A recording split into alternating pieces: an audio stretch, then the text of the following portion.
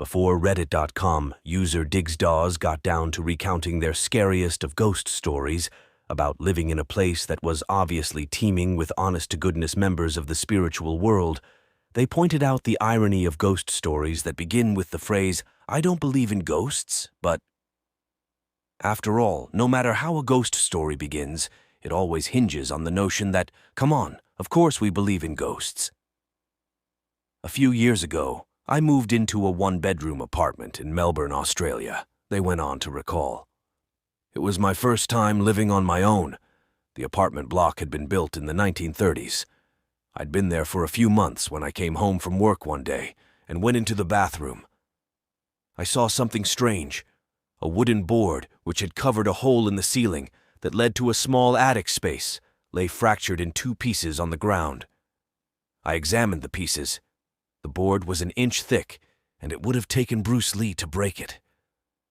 I thought the landlord had sent someone to work on the attic. I was frozen stiff with fear. Someone is up there for sure, I thought. I emailed pictures to the landlord, asking if anyone had been there, with an undertone of annoyance, since she hadn't warned me. Her reply read, "Please call me as soon as you are able to." I called, and she explained that her last two tenants had said the same thing happened. She promised to replace the board, and she did. A month later, I woke up one night around 4 a.m. My body was covered in goosebumps.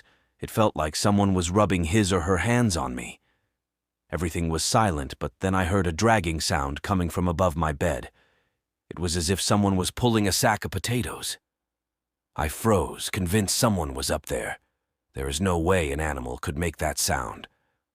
After 5 minutes, I worked up the courage to turn on the light, armed myself with a cricket bat, and walked to the bathroom. That's when I saw that the new board covering the hole was broken in two. I felt sick. The dragging sound had stopped, but I heard something else, whispering.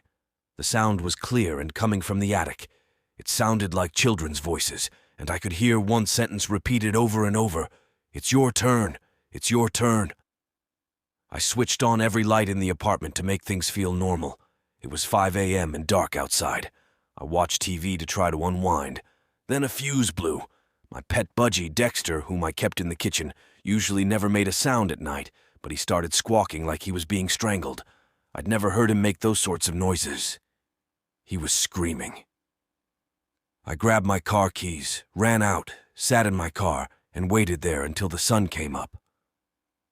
When I saw people walking their dogs, this comforted me enough to go back in.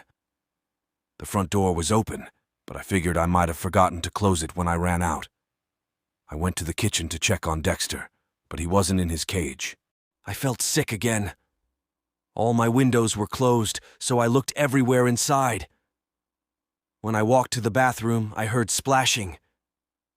Dexter was half drowned in the toilet. I took him out, washed him, and dried him. I was so confused.